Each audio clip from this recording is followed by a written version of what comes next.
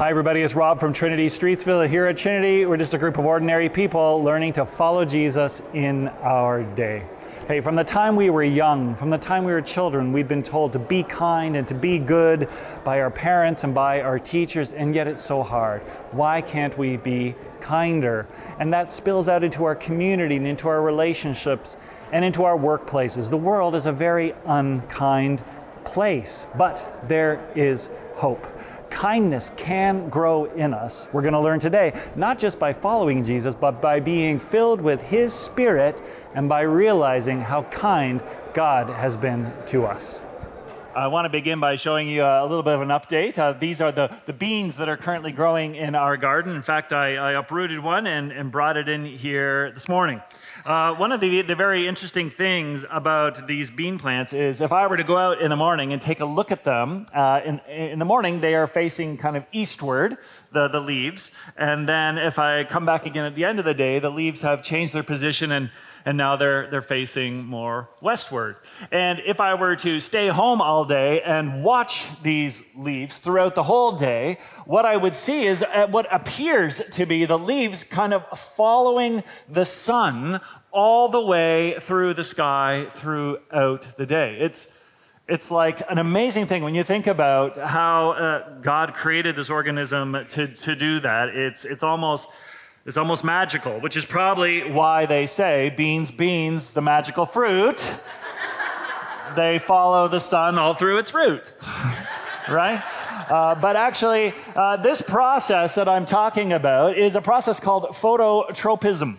And from the outside, what it appears to us is it appears that the bean plant is actually bending and facing and following the sun as it goes through the sky. That's what we see. That's what the appearance is. That's what our eyes pick up. But actually, there's something really cool going on inside the plant that makes this happen. And what it is essentially, there are these chemicals called auxins. And auxins, for whatever reason, accumulate on the shaded side of the stem of the plant. So if the sun's over here, the auxins accumulate on the shaded side. And when auxins accumulate, they create kind of an acidic environment in the plant cells, and that causes the plant cells to swell. And as those plant cells swell, it actually bends the stem and moves it toward the light. It's fantastic. And so what I'm trying to say is, on the one hand, there is this external thing that we see. There is this movement, this bending toward the sun. But actually, that only happens because of an internal change that's occurring that we can't see with our eyes. So today, we're continuing our teaching series, which we're calling Organic. And what we're learning is that, like with plants, as we try to change our life, to make outer changes to our behavior, to our attitudes, to the way we live our lives, we want to make those changes. In order for that to happen, in order for us to bend our lives more toward God, there also has to be this inner change that is happening inside of us, this inner transformation. Now, most religions, I have to say, they focus primarily on the outer, on the externals. Most religions say, bend your life in this way, live your life in this way. Try to live as a follower of God or a follower of whatever the teacher of that religion is. That's how most religions operate. But Christianity says, well, actually, the true way to be blessed and the true way to experience the fullness of life is not simply to try to follow the God, and Jesus did say, follow me, right? He does say that we are to follow him and to follow, but it's more than that. It's not just following, it's not just bending our life, but there actually also has to be a filling of ourselves with Jesus. So we don't just follow Jesus, we are filled with Jesus. It's really, really hard to follow Jesus on our own strength, to bend our lives in God's direction on our own strength. We need to be filled and transformed from the inside. And so when you see changes happening in your life, those changes cannot simply be happening by your own strength. there's going to be an interchange. God is doing something on the inside. In fact, that's why Jesus said it is way better for everyone if I go away, if I return to my Father in heaven, because that way I can send the Spirit. And the Spirit can actually affect the inner transformation that we can't just get by trying to follow Jesus, although trying to follow Jesus is still very, very important.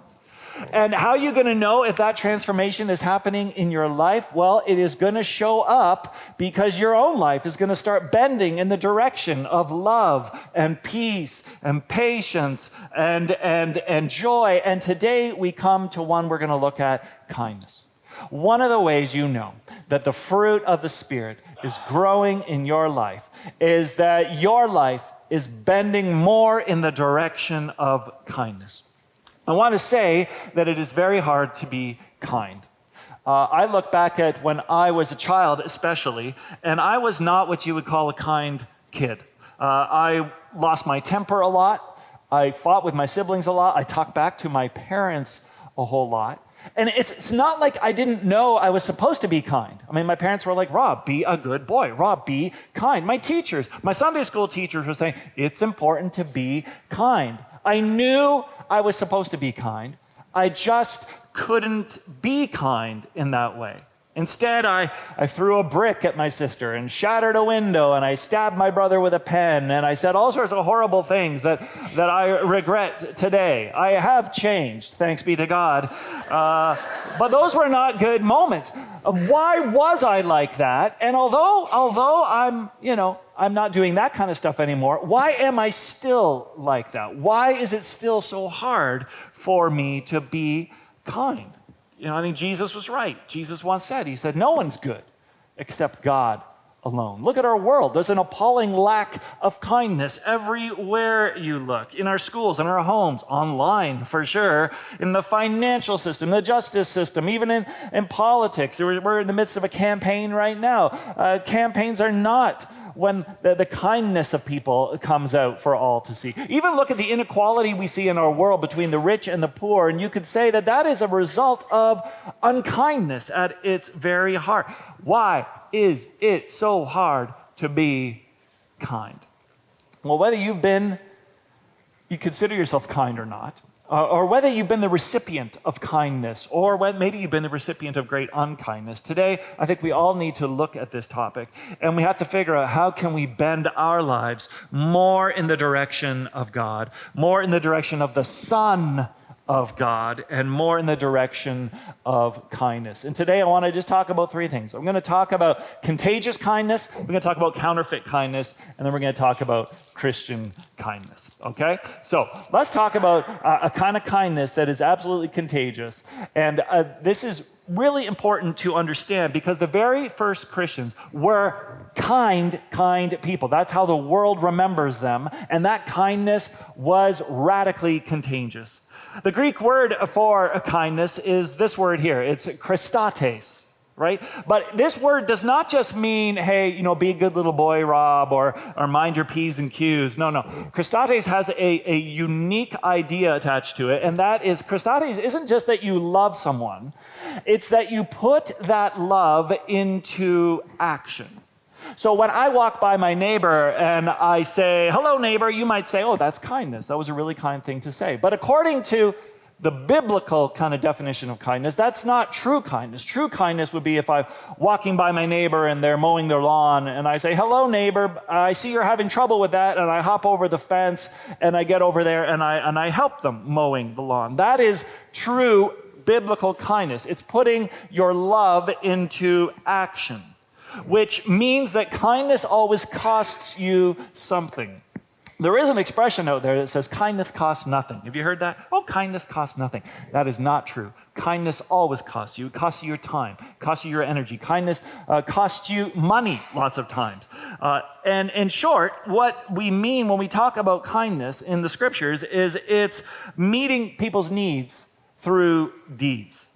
And believe me, this is what the early Christians were known for. I'm going to just kind of take a little bit of a sidetrack here, but this is actually really, really interesting. So in the oldest copies of the Bible, some of the oldest manuscripts, you come across this word, Christianoi. So if a person, if kindness is Christates, then a Christianoi is a person of kindness. And so in some of the earliest manuscripts of the Bible that we have, Christians are described as Christianoi. They're described as people of kindness. The funny part is that the word Christianoi looks a lot like, linguistically speaking, looks a lot like this other word, Christianoi. And Christianoi means people of Christ. And as biblical copyists and authors were putting these manuscripts together, it's very interesting. Sometimes they just got these words mixed up. And they were using these words almost as if they were interchangeable, right? So the Christianoi or the Christianoi, it doesn't really matter. The people of kindness, the people of Christ, it doesn't really matter. They're all the same thing. Just use this one or use that one. They all are the same thing. I want you to understand how powerful that idea is. How could it be that it didn't matter whether you put the people of Christ or the people of kindness?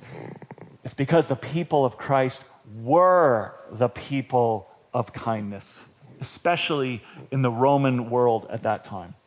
In that time, if you were a woman, if you were a child, if you were a slave, if you were sick, if you were aged, it was a very dangerous time for you. But the Christianoi, the people of Christ, became known as the Christianoi, the people of kindness, because they elevated the role of women in that culture. They cared for those who were sick. They rescued children that were being neglected and thrown away. That was their thing, right? That was their MO. They were the people of kindness. They put love into action. They met needs through deeds. And that was really the only leverage that they had in that world. They didn't have power. They didn't have influence. That they didn't have people in high places. All they had going for them was kindness. And that kindness was so contagious that within a few generations, the Roman Empire had essentially become a Christian empire. And it was all because of kindness. Christ's people were the kindness people. Now, the question that we have to ask, are we still known as the kindness people? Are the Christianoi still confused with the Christianoi? Is Christianity still synonymous with kindness? Or is it synonymous with judgment or arrogance or hypocrisy or something else like that? That's a really important question for us to ask. As William Barclay wrote, he said, more people have been brought into the church by the kindness of real Christians than by all the theological arguments in the world. That is contagious kindness. Love in action, meeting needs through deeds. It's how Christianity started, and it's how Christianity still needs to be today. But there's also this kind of counterfeit kindness out there. It looks a lot like kindness, but actually it really isn't. You might even be sitting here today and you're saying, I think I'm a kind person. I do good things and I'm generous and whatever. But we just need to be aware that there are some pretty convincing counterfeits out there. Okay, one of them is a kindness that is actually motivated by guilt. I'll give you an example. Let's say you're watching TV and that commercial comes on, and it's the commercial that maybe is talking about how there are children in certain parts of the world that are severely malnourished, or there has been a crisis, a disaster, and they need some disaster relief. And certainly not all organizations do this, but there are some organizations that really do prey on your guilt. They prey on your guilt. They say, shame on you. You're living in this nice house. You have all this money. You have all this, going for you. Look at what you have. Shouldn't you be helping the hungry children of the world? Shame on you. Shouldn't you be out there giving your money to this disaster relief? And actually, it works. We get up off the couch and we go to our phones and we go to our computers and we make a donation. And hey, that donation matters. It makes a difference in kids' lives. It makes a difference in relief for people who need it most. But what just happened in that moment was not love in action. It was guilt in action. And we just need to know it's a slight counterfeit to kindness. Another counterfeit to kindness would be a kindness that is actually motivated by the opinions of others. So sometimes we do great acts of kindness, if you will, but it's really just a show, right? We want people to see our kindness so that they'll be impressed with us. So that when you feed the hungry, you're really just feeding yourself. You're feeding your own reputation. And when you clothe the naked, you're really just clothing yourself. You're making yourself look better. Doing things in order to be seen by others isn't really a kindness, even if they're great things. It's a counterfeit to kindness. Here's a couple other counterfeits we have to watch out for. One is when kindness is motivated by fear or duty. So fear says this. Fear says, I better be kind or God will punish me. Duty says, I better be kind because it's just what we're supposed to do, right? And actually, a lot of religions, this is their primary motivation for getting people to be kind, fear or duty. If you aren't kind, God's not going to be kind to you. If you aren't merciful, God's not going to be merciful to you. God's going to punish you. And so fear can motivate us into acts of so-called kindness, but again, as you can probably see, it's not a real kindness. It's a counterfeit. It's more like fire insurance, to make sure you've got yourself all covered with God. So when you look at that list, when I look at that list, I certainly see myself up there. I say, yeah, there's lots of times when that has been the reason why I have done an act of kindness. And maybe you see that up there as well, right? It's not coming from a changed heart. It's not coming from an overflow of our heart. It's coming from guilt and the opinions of others and fear and duty. It's not quite the real thing. So as we end, let's talk about what is the real thing, right? What does Christian kindness look like? Or more importantly, how do we begin to be kind people, truly kind people? Well, I'm going to give a few different answers to this, but let's go back to my bean plant here. Just as my bean plant follows the sun, it points itself toward the sun and actually tries to track where the sun is going and keep its eyes on the sun. One of the ways we develop kindness in our life is simply that. We keep our eyes on Jesus. We focus on Jesus. Jesus is our teacher, right? He is the one who is showing us a way of life, and our job is to do what he does. I don't know if you guys remember, there was this big craze, at least back when I was in high school, but I think it's making a comeback, where people wore these bracelets. Remember these bracelets? They said WWJD. And what does WWJD stand for? What would Jesus do? Right. And everybody walked around and they were wearing these bracelets. And I think the idea was that when you put this bracelet on, as you went around your day at home or at work, or maybe it was at school, right? Or even at church, and you found yourself in a sticky situation, in a tricky situation, and you just, what do I do here? You would say, oh, wait a second. You would look down that bracelet and you would say, what would Jesus do right now? And so in that way, Jesus became kind of like the sun that you were pointed towards, you were looking towards. Say, what's my next move right here? If I were to follow you, Jesus, what would my next action be? And so like a plant following the sun, you're trying to be like Jesus. I follow Jesus' teaching. I want to reflect Jesus in my own life. So what would Jesus do in this situation? What would Jesus do in my marriage? What would Jesus do in my parenting or in my workplace? Now, that kind of motivation to be kind, that's not motivated by fear or guilt or the opinions of others. It's actually just motivated by you are an organism that is following the sun of God, right? You are doing what Jesus has called you to do. But here's the thing. WWJD as a pathway to kindness is actually really quite difficult. It's really, really hard to follow the example of Jesus. You might think of the parable of the Good Samaritan. That's still pretty hard to do, right? Like how do we exemplify that kind of kindness in our own lives? So that's why I think that as much as Jesus told us, hey, follow me, go and do what I do, go and do likewise, there's actually maybe a better bracelet that we should be wearing.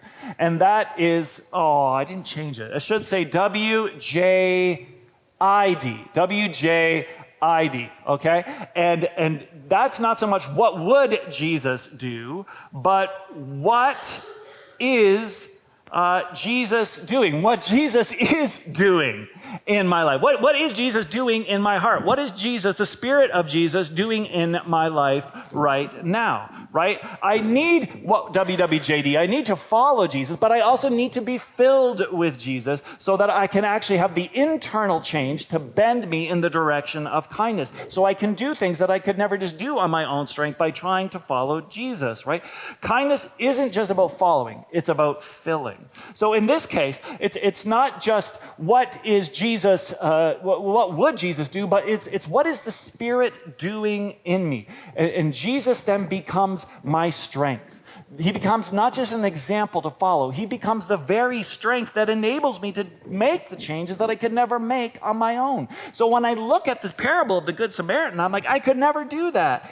The good news is that we're not left to our own devices to figure out how to do that. The Spirit comes into us. It's like the oxens and the acids that are at work in us that enable our life to bend in a direction of kindness that we could never do on our own. So it's not just WWJD.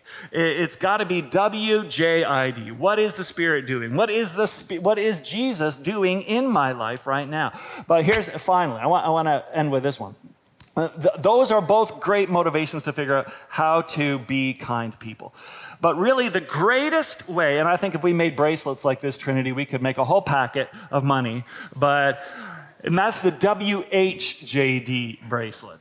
And WHJD would stand for what has Jesus done? Not what would Jesus do or what Jesus is currently doing in my life, but what has Jesus done? You see, those early Christians who were known for that kindness, they had WWJD. They knew what Jesus would do, and they tried to follow their teacher, as we should. And they had the Spirit living in them, so they had what Jesus was doing, what the Spirit was doing in them. But I have to believe that what fueled them most of all was that they knew what Jesus had done for them, right? They had no problem being kind because they had tasted the kindness of God and what God had done for them. Jesus had laid down his life for them. So they had no problem showing mercy because they had experienced the mercy of God in their life. They knew what that felt like. God had forgiven them. They could forgive others. God was good to them. They could be good to others because of what Jesus had done. So that's why for them, Jesus wasn't just an example to follow. He wasn't even just the strength to do the following. He was their Savior. They had been saved by God's kindness, and that changed everything. And so I think that probably when they read the parable of the Good Samaritan, you know what they said? They probably said, you know what? I was the one in the ditch. I was the one who had been beat up and left to die on the side of the road. And Jesus came along, and he came over to my side, and he lifted me up, and he cared for me, and he bandaged my wounds, and he forgave me, and he washed me, and he anointed me with oil. And at great expense to himself, he took care of me, and he saved me. And that's why early Christians went out into the world as the Christates, as the people of kindness, because they had tasted and experienced and felt what it was like to know the kindness of God. So my question is, have you? Do you know WHJD? Do you know what Jesus has done for you? Amy Carmichael says, if you can write an unkind letter, speak an unkind word, think an unkind thought without grief and shame, then you know nothing of God's love. We may try to bend ourselves in the direction of kindness, but God in Jesus Christ comes along and loves us into the direction of kindness. So, kindness costs nothing? No way. Kindness costs God everything. Cost Jesus everything. And if you can see the kindness of God and you can look at the cross and you can see how he loved you and forgave you, you will not just be given an example of kindness. You'll not just be given the strength to be kind, but you will actually experience his kindness toward you. And that is the real way we change and grow the fruit of the Spirit. So thanks be to God.